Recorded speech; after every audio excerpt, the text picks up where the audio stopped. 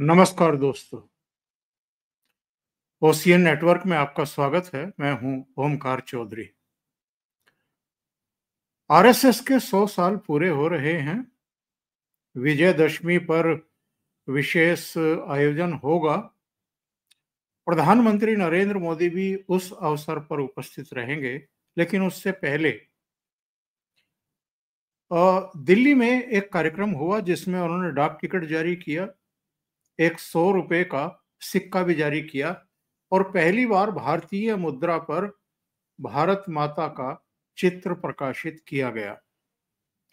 लेकिन आज हम इस पर चर्चा नहीं कर रहे हैं। आज हम चर्चा करेंगे प्रधानमंत्री नरेंद्र मोदी के एक वक्तव्य पर। उन्होंने कहा कि 1984 में जब सिखों का कत्लेआम हो रहा था, तब आरएसएस के बहुत सारे कार्यकर्ताओं और नेताओं ने सिख परिवारों को शरण दी थी, उनको मदद दी थी। इसके अलावा उन्होंने कुछ और बातें भी बताई और ये अब किसी से दबा छिपा नहीं है कि चाहे इमरजेंसी का काल हो, जब वो सिख की पगड़ी पहन करके भूमिगत हुए थे, या उसके बाद ननकाना साहब के लिए जो कॉरिडोर बना था, उसके उद्घाटन के अवसर पर भी लोगों ने देखा था। इसके अलावा वो जब गुरुद्वारों में जाते हैं तो भी पगड़ी पहन करके ही जाते हैं और पूरे सेवा भाव से वहां सेवा करते हुए दिखाई देते हैं, कार सेवा करते हुए दिखाई देते हैं। जो गुरु हुए हैं सिखों के, उनके साहबजादों के लिए उन्होंने राष्ट्रीय अवकाश का ऐलान किया है। उस अवसर पर कई कार्यक्रम होते हैं जिनमें वो खुद भी किसी एक कार्यक्रम में शामिल होते हैं। इसके अलावा भी सिखों के लिए उन्होंने, भारतीय जनता पार्टी ने काफी प्रयास किए हैं और जब वो 2014 में वापस आए थे, यानी प्रधानमंत्री बनकर के आए थे, उसके बाद से उन्होंने प्रयास किए कि जो केस कांग्रेस नेताओं पर टलते आ रहे हैं वो गति पकड़ें और उसी का नतीजा है कि सज्जन कुमार को उम्र कैद की सजा हुई और सज्जन कुमार आजकल जमानत पर बाहर आ गए हैं। हमारे यहाँ की अदालतें भी खूब दरियादिली दिखाती हैं।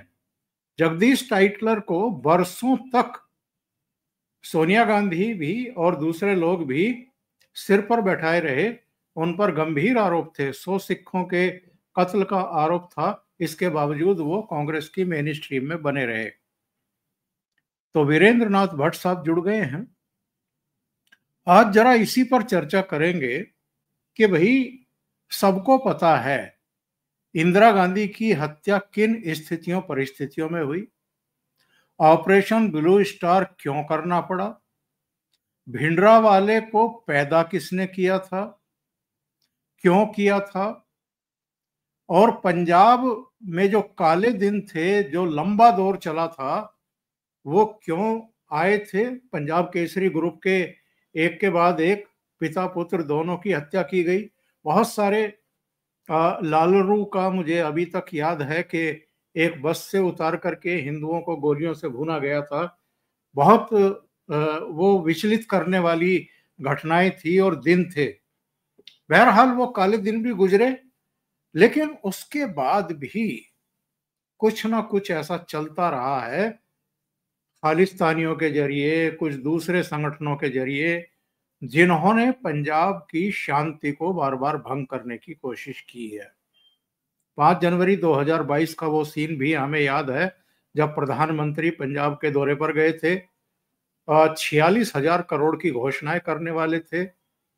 फिरोजपुर में रैली रखी हुई थी। पहले वो भगत सिंह, राजगुरु, सुखदेव की समाधि पर जा रहे थे, उनको बीच में रोक लिया गया था और उसके बाद उसकी जांच पड़ताल भी हुई, पता भी लगा और उसमें कुछ पुलिस अधिकारी नपे भी, लापरवाही के चलते और दूसरे कारणों के चलते, क्योंकि प्रधानमंत्री की सिक्योरिटी का सवाल था। वीरेंद्र जी, प्रधानमंत्री ने वैसे तो खाली उल्लेख भर किया है कि 1984 के दंगों के बाद आरएसएस से जुड़े हुए लोगों ने सिख परिवारों की मदद की थी। लेकिन उनके इतना भर कहने का बहुत गूढ़ अर्थ है। वो एक संदेश और संकेत देना चाहते हैं, खास तौर से सिख समुदाय को भी, कि हम आपके लिए इतने चिंतित रहते हैं, इतने समर्पित रहते हैं, सेवा भाव से रहते हैं। इसके बावजूद हमारे बारे में जो विश्ववमन किया जाता है पंजाब में, पंजाब के बाहर, आप सहज रूप में उन परसेप्शन में आ जाते हैं। ऐसे लोगों को जवाब नहीं देते, और जो लोग देश तोड़ने में लगे हुए हैं, प्रदेश में वैमनस्य पैदा करने में लगे हुए हैं, आप उनके साथ चले जाते हैं। देखिए, भारत में सबसे बड़ी समस्या ये है कि आजादी के बाद से लेके आज तक जो विदेशी शक्तियों का जो खेल रहा है भारत में, कि ये देश एक सीमा से आगे नहीं बढ़ पाए, और अंग्रेजों ने जाते जाते कोशिश की, इसीलिए देश का बंटवारा किया था। और जो लोगों को याद नहीं है कि अंग्रेजों ने खाली भारत का बंटवारा दो हिस्सों में नहीं किया था। 1940 तक बर्मा और श्रीलंका ये गवर्न होता था दिल्ली से। 1940 में अंग्रेजों ने एक आदेश कर दिया कि अब बर्मा और श्रीलंका सेपरेट हो जाएगा, अलग हो जाएगा, और ये सीधे गवर्न होगा लंदन से। तो उन्होंने भारत के पहले काटा उन्होंने श्रीलंका को, फिर काटा बर्मा को, और फिर काटा उन्होंने पश्चिम पाकिस्तान, जो आज का पश्चिमी पंजाब और सिंध और बलूचिस्तान है, और दूसरा ईस्ट बंगाल, यानी जो आज बांग्लादेश है। तो भारत में विदेशी शक्तियों का जो है दखल हमेशा रहा है। और विदेशी शक्तियों का दखल का मतलब ये नहीं होता है कि वो भारत की प्लॉटिंग करके भारत को बेच देंगे। वो केवल ऐसी सरकार चाहते हैं कि जो हमेशा उनकी नीतियों पर चले, और अंतर्राष्ट्रीय स्तर पर जो उनके आर्थिक, सामाजिक और जो मिलिट्री और ये जो जियो पॉलिटिकल उनके इंटरेस्ट है, उसके अनुसार वो देश काम करे। नरेंद्र मोदी आजकल इसीलिए अमेरिका की, यूरोप की आंखों में किरकिरी बने हुए हैं। अटल बिहारी वाजपेयी भी किरकिरी बन गए थे, क्योंकि उन्होंने मई 98 में न्यूक्लियर टेस्ट किया था, और उसका उन्होंने खामियाजा भुगतना पड़ा। कारगिल वॉर हुआ, पाकिस्तान की घुसपैठ हुई, अमेरिकी इशारे पे हुई, संसद पे हमला हुआ, पूरा अमेरिकी तैयारी थी। कारगिल पे जो जो अप्रैल अप्रैल 22 को जो हत्याकांड हुआ है, अब तो ये खबरें सामने आई गई हैं कि अमेरिका लूप में था।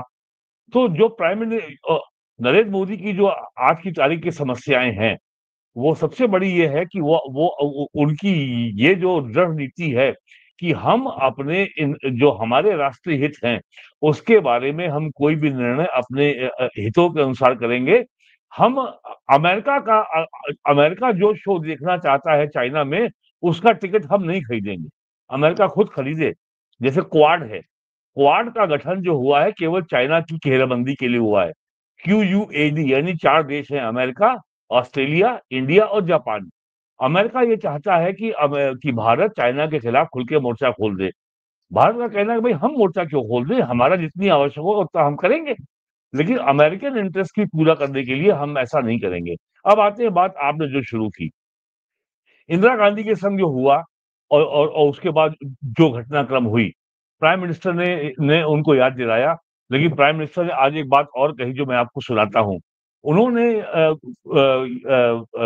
गुरु गोलवलकर जी का भी जिक्र किया। वो कहा उनको भी जो है फर्जी मामलों में फंसाया गया, और उनको जेल भेजा गया, और उनको मतलब बहुत प्रताड़ना हुई।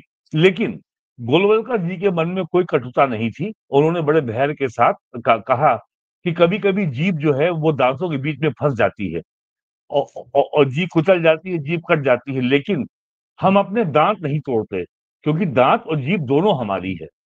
यानी अगर अगर कांग्रेस ने कोई अत्याचार किया और कोई अपराध किया, तो हम कांग्रेस से के खिलाफ हम जनमत बनाएंगे, हम अभियान चलाएंगे, जनता को उसकी गलतियों का, उसके पापों के बारे में बताएंगे, और कहेंगे कि इसको हटाइए, सत्ता में हमको लाइए। लेकिन कांग्रेस हमारी शत्रु नहीं है। कांग्रेस हमारी जो है, ऐसा नहीं है कि उनको जड़-मूल से समाप्त कर दिया जाए। वो अलग बात है कि जो आज की जो सोनिया गांधी की और राहुल गांधी की कांग्रेस है, वो वो नरेंद्र मोदी को किसी भी हालत में उनके अस्तित्व को समाप्त करना चाहती है। पिछले 11 वर्षों से अंतर्राष्ट्रीय शक्तियों से मिलकर के वो हर तरह के षड्यंत्र में लगी हुई है। कैसे नरेंद्र मोदी सरकार को अस्थिर किया जाए, बदनाम किया जाए, जनता में इसके विश्वास को खंडित किया जाए। आजकल राहुल गांधी जो मिस्टर नेपो किड है, वो आजकल साउथ अमेरिका की यात्रा पे गए हुए हैं। और सबसे आश्चर्यजनक देश ये है, जिस देश में ड्रग माफिया का राज है, कोलंबिया भी गए हैं वो, जिससे भारत के केवल जो है और जो जो जो डिप्लोमेटिक रिश्ते हैं वो बड़े औपचारिक हैं। तो प्राइम मिनिस्टर ने आज जो आरएसएस के 100 साल पूरे होने पर जिस तरीके से एक 100 रुपए का सिक्का लॉन्च किया गया और एक डाक टिकट भी आज जारी किया गया, तो ये एक जो 100 साल का जो इतिहास है, ये अपने आप में पूरा जहां समेटे हुए है। हमें इसको जानना चाहिए और और ये जान लेना चाहिए कि कांग्रेस और भारतीय जनता पार्टी या कांग्रेस या आरएसएस के बीच में टकराव क्या है। टकराव केवल ये है, कांग्रेस ने 1947 के बाद जैसा देश अंग्रेज छोड़ गए थे, उसी को एज इट इज रिटेन कर लिया। कहीं पर भी कांग्रेस ने, नेहरू ने ने कभी ये चिंता नहीं की कि जो स्टेट क्राफ्ट है, राज्य के प्रबंधन की जो कला है, उसके जो भारतीय मूल्य हैं, जो चाणक्य नीति है, और जिन मूल्यों पर देश चला, ये चला है तुर्कों, मुगलों, अंग्रेजों के आने के पहले, उसके अनुसार भारत की संवैधानिक व्यवस्था होनी चाहिए। और 1935 में जो गवर्नमेंट ऑफ इंडिया एक्ट था, 1920 का जो गवर्नमेंट ऑफ इंडिया एक्ट था, उन दोनों को मिलाकर के बीएन राव ने एक संविधान बना दिया। और उसमें केवल आपने एक प्रियम्बल जोड़ दिया और आपने उसमें आपने पूरे यूरोपियन और अमेरिकन वैल्यूज के जो कॉन्स्टिट्यूशन में होती है, फंडामेंटल राइट है, माइनॉरिटी है, और ये और भाषा है और संस्कृति के आपने जोड़ दिए।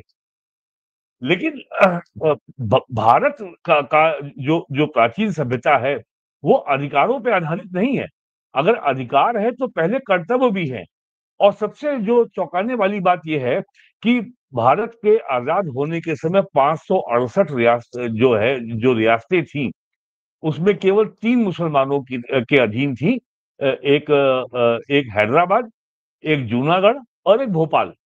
और सबसे ज्यादा नाटक इन्होंने ही किया था। और हैदराबाद में तो जो है पुलिस एक्शन भी हुआ था, उसमें 40,000 लोग मारे गए थे। और कश्मीर में की रियासत जो है, वहां बहुमत मुसलमानों का था, लेकिन राजा हिंदू था, महाराजा हरि सिंह। तो ये जो 565 रियासतें थी, ये उन्हीं प्राचीन भारतीय मूल्यों पर वहां का शासन चलता था, जो कि जो हमारा वैदिक ज्ञान है। अब यहाँ पे जब वेद की बात आती है, तो वेद का मतलब जो है, या महाभारत का जो आप अगर शशि थरूर जो कांग्रेस के सांसद हैं, उनकी किताब पढ़ें और उनके इंटरव्यूज देखें, उन्होंने साफ कहा है, जो ज्ञान महाभारत में नहीं है वो कहीं नहीं है। और महाभारत सीधे सीधे एक राज्य के संचालन की कला का एक शास्त्र है। It's a manual of statecraft, how to run the state. तो ये सारी बातें गायब कर दी गई। तो राष्ट्रीय स्वयंसेवक संघ यही चाहता है कि भारत का देश, भारत की संस्कृति को, भारत के इतिहास को, भारत की सभ्यता को भारतीय दृष्टि से देखा जाए, ना कि यूरोपीय दृष्टि से। जैसा अंग्रेजों ने भारत को डिफाइन किया था, जैसा भारत अंग्रेजों के समझ में आया था, वैसा देश अंग्रेज बना गए। अब जो यूरोप जिस आधार पे संगठित किया गया है, यूरोप के देश जिस आधार पे कॉन्स्टिट्यूट किए गए हैं, वो 1648 की ट्रीटी ऑफ वेस्टफेलिया है। ट्रीटी ऑफ वेस्टफेलिया में केवल राज्य के गठन का आधार यह है कि भाषा, जाति और मजहब, धर्म और धर्म और रिलीजन 2 अलग-अलग चीजें हैं। दुनिया में केवल एक ही धर्म है, सनातन धर्म। भारत के संविधान ने धर्म और मजहब और रिलीजन को एक बना दिया। धर्म जो है, जो रिलीजन है, उनको कहा जाता है अब्राहमिक रिलीजन, यानी हजरत अब्राहम ने जो मजहब बनाए, जो उन्होंने स्थापना की, पहला था यहूदी, उससे निकली क्रिश्चियनिटी, उससे निकला इस्लाम। तो ये व्यक्तियों द्वारा, पैगंबरों द्वारा स्थापित जो है, ये एक व्यवस्थाएं हैं, एक पंथ है। धर्म की किसी ने स्थापना नहीं की है। कोई यहाँ पैगंबर नहीं है, कोई यहाँ आसमानी किताब नहीं है। और धर्म जो है, वो आपको साधक बनाता है, वो आपको सीकर बनाता है, वो आपको सत्य की खोज में की ओर चलने का मार्ग बताता है। आपकी इच्छा है आप जाएं, उस पे ना जाएं। लेकिन जो मजहब है, वो किताब कहती है कि जो इस किताब में कहा गया वो अंतिम है, इस पे आप प्रश्न नहीं कर सकते। यहूदियों की ओल्ड टेस्टामेंट, क्रिश्चियंस की न्यू टेस्टामेंट या बाइबल, और इस्लाम में कुरान। तो ये सब जो इंडिया को डीकोलोनाइज करना है, औपनिवेशिक दास्ता से मुक्ति दिलाना है, ये एजेंडा आरएसएस का 1925 से है। अब जैसे आप देख रहे हैं कि नए संसद भवन का उद्घाटन हुआ 2 साल पहले, तो वहां पे सेंगोल की स्थापना हुई। और नेहरू को सेंगोल जो है एक तरह का राजदंड है। अब संसद में अगर सेंगोल की स्थापना हो रही है, तो कांग्रेस की त्योरियां चढ़ रही, ये क्या गंवारपन ले आए। नेहरू के मन में सेंगोल को लेकर के भारतीय संस्कृति के, भारतीय सभ्यता के, भारतीय राज्य संचालन पद्धति के प्राचीन जो प्रतीक थे, सिंपल थे, जो सिंबल थे, उसको लेकर के कितनी घृणा थी कि नेहरू ने उसको भेज दिया इलाहाबाद के म्यूजियम में। वो कहा गया कि ये नेहरू की वॉकिंग स्टिक है। ये उनके टहलने के समय वो छड़ी का प्रयोग करते हैं। टहलने की छड़ी कभी 6 फीट की नहीं होती है, 3 फीट की होती है, 3.5 फीट की होती है, 4 फीट की होती है। तो अब सेंगोल की स्थापना हुई। जो दिल्ली का प्रगति मैदान था, वहां पे पुराने हॉल को गिरा करके नया वहां पे बहुत बहुत बड़ा विशाल हॉल बना है, भारत मंडपम। उसके बाहर 26 या 28 टन की नटराज की मूर्ति की स्थापना हुई है। अगर अगर उस समय के अंग्रेजी अखबारों को आपने देखा हो, तो बड़ा शोर मचा था कि ये क्या हो रहा है, हिंदू राष्ट्र की स्थापना हो रही है। तो नरेंद्र मोदी धीरे धीरे भारत को भारतीय रंग में लाने का प्रयास कर रहे हैं। और वो चाहे नॉर्थ ईस्ट के राज्यों का भारत के साथ सामाजिक, राजनीतिक, सांस्कृतिक और इमोशनल और पॉलिटिकल इंटीग्रेशन हो। मिजोरम में जो है रेल लाइन अब पहुंची है आजादी के 78 ईयर्स के बाद। आज पटना से मिजोरम आप 7 घंटे में पहुंच सकते हैं, पहले 18 घंटे में पहुंचते थे। नागालैंड भी पहुंच गई है, और केवल मेघालय बचा है, भूटान तक जा रही है। तो भारतीय राष्ट्र राज्य का चरित्र क्या हो? कांग्रेस के अनुसार भारतीय राष्ट्र वही है जो जो यूरोप बना है ट्रीटी ऑफ वेस्टफेलिया के आधार पर, कि एक नस्ल के लोग, एक भाषा के लोग और एक मजहब के लोग। भारत ऐसा नहीं है। पहली बार नरेंद्र मोदी के आने के बाद ये कहा जाने लगा है कि India is a civilisational state. Bharat एक सभ्यता है। भारत और भारतीय राष्ट्र राज्य एक सभ्यता से निकला राष्ट्र है। और दूसरा राष्ट्र ऐसा है, और दूसरा जो सिविलाइजेशनल स्टेट है, वो है चाइना। और चाइना ने कम्युनिस्ट टेक ओवर के बाद माओ के समय बाकायदा लॉन्ग मार्च की क्रांति चला करके, जिसमें करीब 5-6 करोड़ लोग मारे गए थे, अपनी प्राचीन सभ्यता को नष्ट किया। अब जाकर के चाइना में फिर से अपनी प्राचीन सभ्यता को रिवाइव करने का काम चल रहा है। कन्फ्यूशियस के नाम पर दुनिया भर में सेंटर्स खोले जा रहे हैं। और चाइना में बौद्ध मंदिरों को रिवाइव किया जा रहा है। लोग बड़ी संख्या में मंदिर जा रहे हैं और पूजा अर्चना कर रहे हैं। लोगों में भारतीय संस्कृति के बारे में बहुत जिज्ञासा बढ़ रही है। तो यही काम नरेंद्र मोदी भारत में कर रहे हैं। और जिसको कहा जाता है ये हिंदुत्व है, ये फासीवाद है, ये हिंदू जी जी। मेजोरिटेरिज्म है। तो ये जो कार्यक्रम हुआ है, मेरा मानना है कि भारत के पिछले 150 साल के इतिहास में ये बहुत बड़ा पड़ाव है। क्योंकि आजादी के पहले से ही संघ को लगातार गालियां दी गई हैं, हजारों किताबें लिखी गई हैं, लाखों क्विंटल अगर उसको ऐड करें तो उसके ऊपर अखबारों में लेख लिखे गए हैं। इंडियन यूनिवर्सिटी में उसके ऊपर तमाम किस्म की पीएचडी हुई है, और पीएचडी के डिसर्टेशन लिखे गए हैं। आज जो है दो भारत के इतिहास में ये वाटरशेड इवेंट है कि संघ को आज लोगों ने माना कि अब ये भारत की मुख्य धारा का अंग है, अब तक ये अछूत था। दो बड़ी घटनाएं मैं उनका उल्लेख करता हूं। 91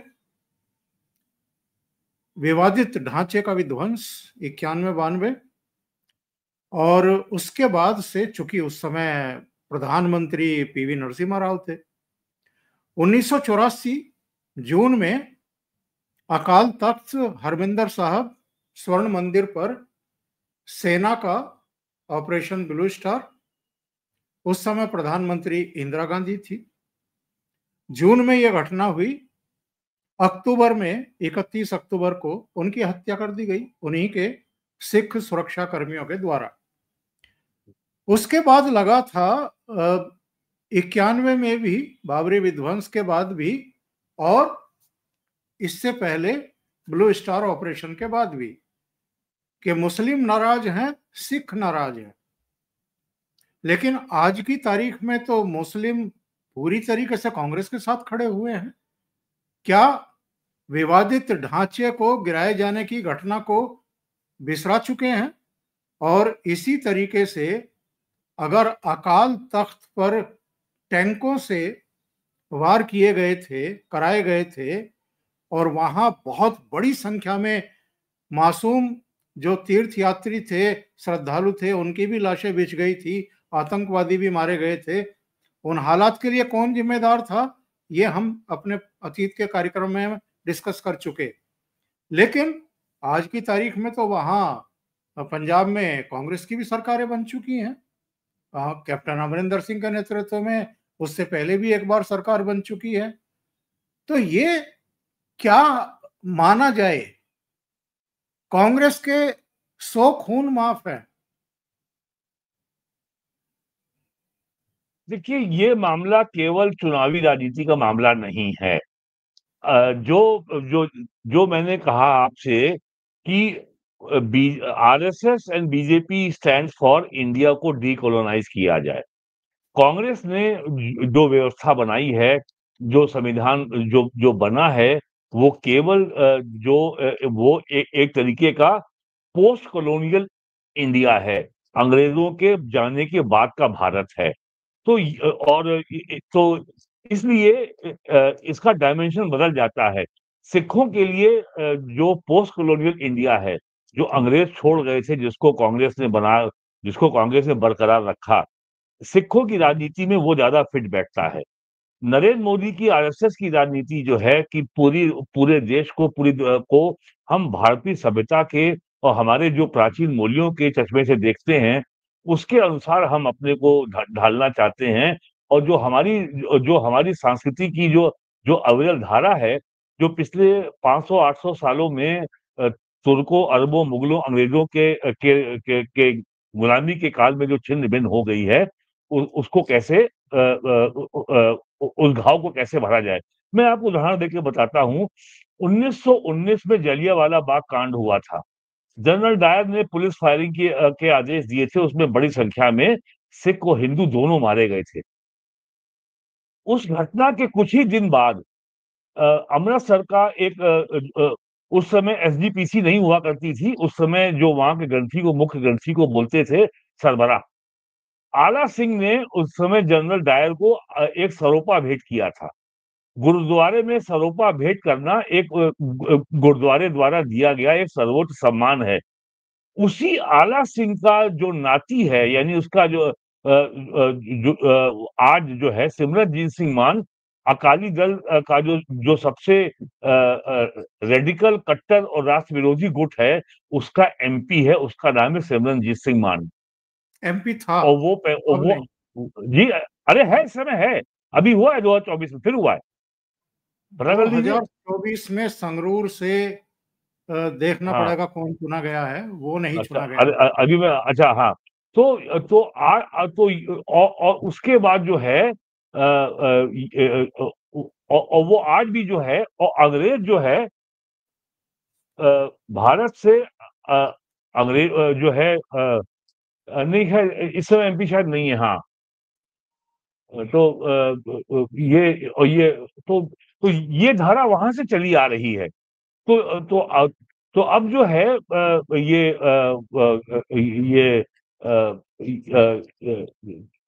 तो तो जो अभी अभी आपने घटना बताई कि सिखों के संग ये हुआ, तो उनको वो स्वीकार्य है। कनाडा में जो आपके खालिस्तानी सिख हैं, वो बाकायदा परेड निकालते हैं और ये गर्व से बताते हैं कि उन्होंने कैसे इंदिरा गांधी की हत्या की। तो पंजाब का ये कनेक्शन है। और अंग्रेजों ने जो भारत के विखंडन के भारत के समाज को तोड़ने के जो बीज बोए थे, वो पंजाब में आज वट वृक्ष बन चुके हैं। जिस तरीके से बड़े पैमाने पर पंजाब में ईसाई जो सिख हैं वो ईसाई बन रहे हैं, और जिस तरीके से पंजाब के जो आपके निहंग अकाली सिख हैं वो हिंदुओं को भगा रहे हैं, वो उसी का हिस्सा है कि हमें एक दिन पंजाब को भारत से अलग करना है। तो हमें इस कॉन्टेक्स्ट में देखना चाहिए।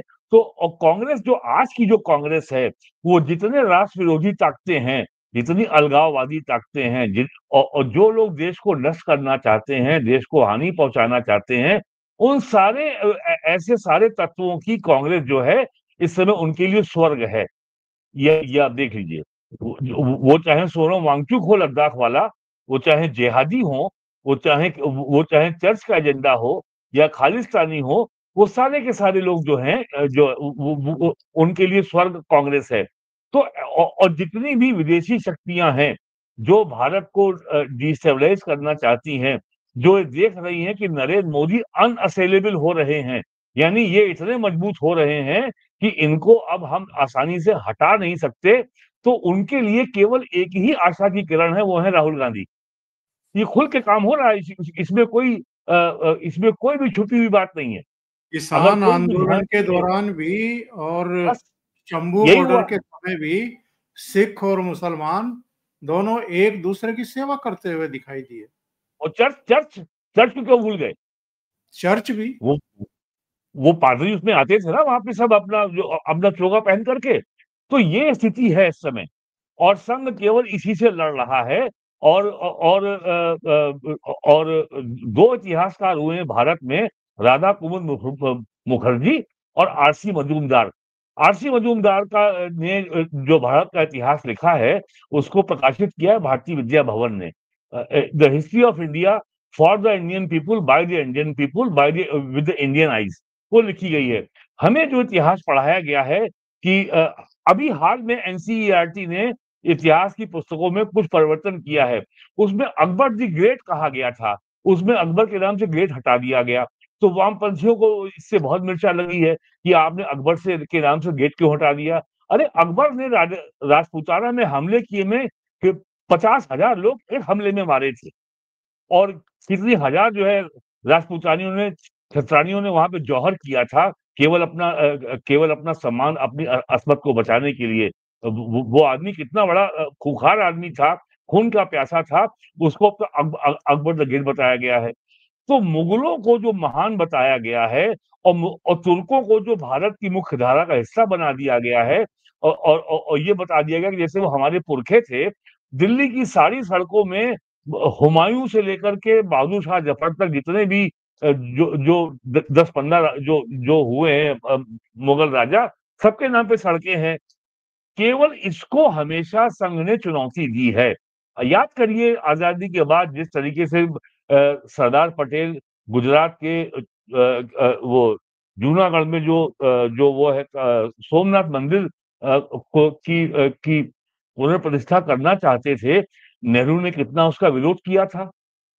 डॉक्टर राजेंद्र प्रसाद उसकी प्राण प्रतिष्ठा समारोह में गए थे, नेहरू ने उसका विरोध किया था।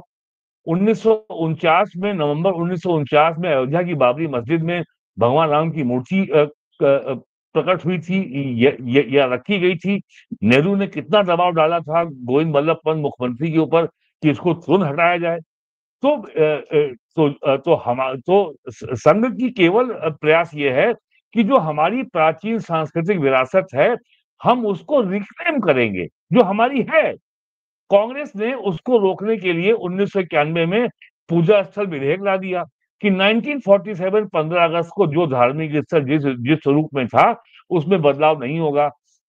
अब मस्जिद में पूजा नहीं होती है, पूजा मंदिर में होती है। कानून का नाम जो है वो सारे सनातन प्रतीकों के आधार पर है, लेकिन वो कानून सनातन हिंदुओं के हितों के खिलाफ बनाया गया है।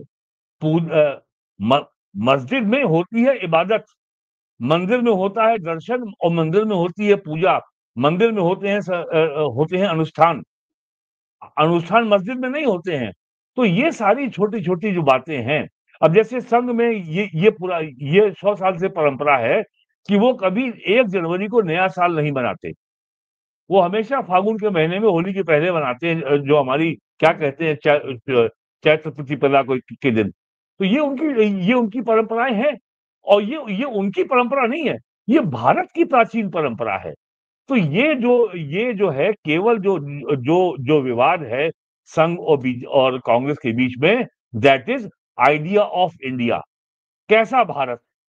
अंग्रेज का छोड़ा हुआ भारत, या अंग्रेज तुर्कों और मुगलों और ये इस्लामी हमलावरों के आने का पहले का प्राचीन भारत? बस ये है। ये बताइए। तो प्राचीन भारत में किसी किस्म के भेदभाव का कोई आधार ही नहीं था। और ये जो मनुस्मृति है, ये भी पाखंड, ये भी फॉल्ट लाइन, ये भी झगड़े की जड़, ये जो आपका ईस्ट इंडिया कंपनी का अफसर था विलियम जोन्स, उसकी पैदा की हुई है। और उसकी बनाई हुई एशियाटिक सोसाइटी आज भी कलकत्ता में काम कर रही है। और ये एशियाटिक बत, सोसाइटी जो है जोन्स ने बनाई थी, और वहीं से आविष्कार हुआ था ये आपका मनुस्मृति का, जो आज भी चला आ रहा है। और बहुजन समाज पार्टी के पहले कोई जानता नहीं था कि ये मनुस्मृति होती क्या है। और यदि मनुस्मृति में कोई ऐसी बात है जिसमें असमानता, गैर बराबरी की बात है, तो वो खारिज है, इसलिए कि वो संविधान से ऊपर नहीं है। हमारे मामले में, आपके मामले में, किसी के मामले में जो अंतिम किताब है वो है भारत का संविधान। और उस संविधान के आधार पर कानून बनाने का काम संसद का है। और उस कानून के आधार पर इंटरप्रिटेशन करके यदि कोई विवाद है, तो निर्णय करने का काम अंतिम कोर्ट है, सुप्रीम कोर्ट का है। मनुस्मृति कहीं है ही नहीं। ये बताइए, ये पी चिदम्बरम को क्या हुआ? इन्होंने राहुल गांधी को क्यों एक्सपोज कर दिया? राहुल गांधी तो कह रहे थे कि नरेंद्र सरेंडर। उन्होंने हम्म। कहा कि सरेंडर तो हमने किया था, कोंडालीजा राइस आई थी।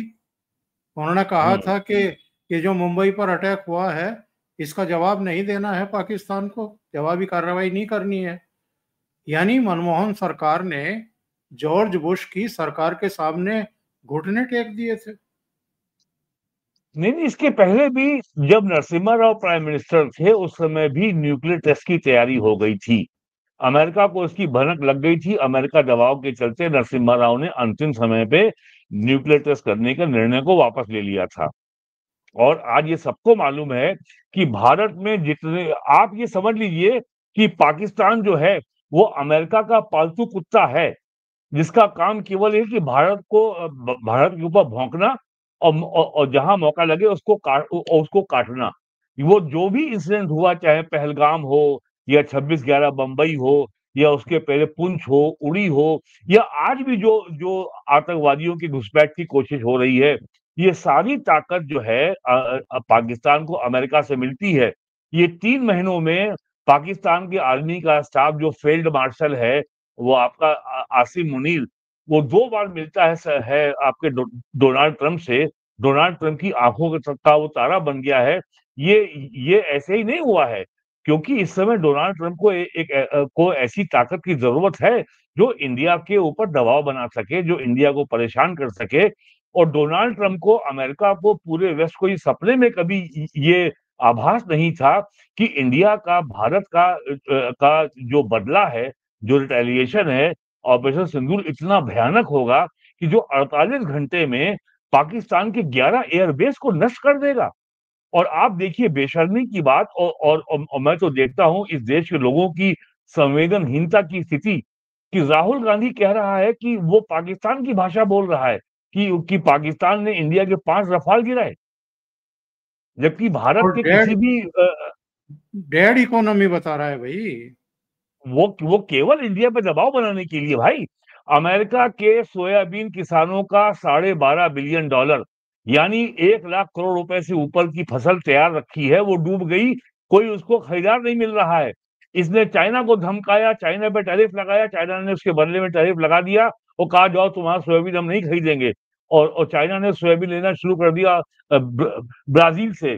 तो अब वो जो है $12.5 बिलियन की फसल, ₹1.25 लाख करोड़ की, वो सरदर्द बनी हुई है डोनाल्ड ट्रंप के लिए। और वहां के किसान बोल रहे हैं कि हमने आपको इलेक्शन में इतना आपको डोनेशन दिया था, और आप हमारे लिए कुछ नहीं कर रहे हैं। ट्रंप के वहां जूते पड़ रहे हैं। तो आज ट्रंप परेशान है कि भाई ये ये नरेंद्र मोदी जो है हमारी कोई बात सुनते ही नहीं है। ट्रम्प जो है मई, जून, जुलाई, अगस्त और सितंबर लगातार 5 महीने से भारत के खिलाफ विश्वमन कर रहा है। और उसने कितनी करीब 45 बार कहा है कि मैंने इंडिया पाकिस्तान का सीज फायर कराया। भारत ने उसका आज तक जवाब नहीं दिया। इससे उसकी खींच कितनी बढ़ गई होगी इसकी आप कल्पना नहीं कर सकते हैं। तो ये सब जो हो रहा है, ये सारे घटनाक्रम का जवाब आज प्राइम मिनिस्टर ने अपने आधे पौन घंटे के भाषण में दिया है पूरा। अगर और प्राइम मिनिस्टर के भाषण का जो पूरा टेक्स्ट है वो पीआईबी की वेबसाइट पर उपलब्ध है। भारत की हर भाषा में है, हिंदी में है, अंग्रेजी में है, अन्य भारतीय भाषाओं में है। लोगों को पढ़ना चाहिए उसको कि प्राइम मिनिस्टर ने जो कहा है उसका क्या मतलब है।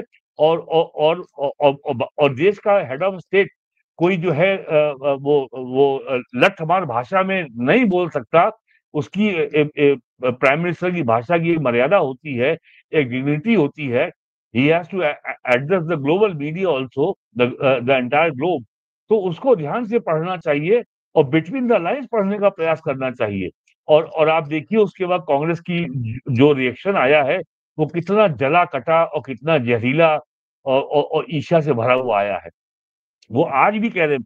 और सबसे मजे की बात यह है, 1885 में जिस पार्टी का गठन अंग्रेज ने किया और जिस पार्टी के यानी कांग्रेस का गठन, उस कांग्रेस के 7 जो राष्ट्रीय अध्यक्ष हैं वो अंग्रेज अधिकारी रहे हैं। वो पार्टी दावा करती है कि हमने देश को आजाद कराया। और वो पार्टी वीर सावरकर जिसने 27 साल जो है अंडमान निकोबार के सेलुलर जेल में काला पानी काटा, जिसको 2 जन्मों के बराबर की सजा हुई, उस व्यक्ति को कलंकित करने का काम कांग्रेस ने, कम्युनिस्टों ने नेहरू के जमाने से किया है। नेहरू के जमाने में जानबूझ करके महात्मा गांधी की हत्याकांड में सावरकर का नाम डाला गया। और डॉक्टर अम्बेडकर ने सावरकर के बारे में जो कहा है वो सब नेट पे उपलब्ध है, कोई भी पढ़ सकता है। उन्होंने कहा कि ये बहुत आपराधिक कृत्य है। और डॉक्टर अम्बेडकर ने कहा कि सावरकर से कोई लेना देना नहीं है। सावरकर को संघ का नेता बताया गया, जबकि सावरकर या गोडसे कभी जीवन में संघ में नहीं रहे। वो हिंदू महासभा से जुड़े हुए थे। उनको संघ का बता दिया गया। और वो पार्टी जो है राष्ट्रीय स्वयंसेवक संघ के ऊपर आरोप लगाती है, सावरकर को कलंकित करती है। अटल जी यहाँ लखनऊ से 1991 में लोकसभा का इलेक्शन लड़ने आए थे। 91, 96, 98, 99, 2004 वो 5 इलेक्शन लड़े। जैसे ही अटल जी आते थे अपना नामांकन दाखिल करते थे, कांग्रेस के नेता अपनी दराज खोली और ये खबर निकालते थे अटल बिहारी वाजपेयी ने अंग्रेजों से माफी मांगी थी। तो कांग्रेस का ये इतिहास रहा है कि जो भी व्यक्ति भारत का राष्ट्रवादी है उसको ये कलंकित करेंगे और यही काम ये आज भी कर रहे हैं। कोई फर्क नहीं आया। नरेंद्र मोदी को की माता जी को जो गाली दी जाती है और जो मोदी जी को कोई गाली दे रहे हैं पिछले 25 साल से, अक्टूबर 2001 में मोदी जी गुजरात के मुख्यमंत्री बने थे, तब से लेके आज तक गालियों का सिलसिला जारी है ना। तो ये कोई बेमतलब नहीं है। वीरेन जी बहुत बहुत धन्यवाद जुड़ने के लिए, बहुत महत्वपूर्ण मुद्दों पर चर्चा करने के लिए। और सभी दर्शकों का भी बहुत आभार, वो जुटे। और एक निवेदन है कि अगर आपको ये कार्यक्रम अच्छा लगा है तो लाइक बटन जरूर दबाया करें और इस वीडियो को अपने मित्रों को भी जरूर भेजें। और यदि आपने अभी तक चैनल को सब्सक्राइब नहीं किया है तो सब्सक्राइब जरूर कर लें। कंट्रीब्यूट करना चाहते हैं तो नीचे लिंक दिए हुए हैं, वहां जाकर के आप कंट्रीब्यूट भी कर सकते हैं। बहुत बहुत धन्यवाद वीरेन जी, बहुत धन्यवाद। नमस्कार।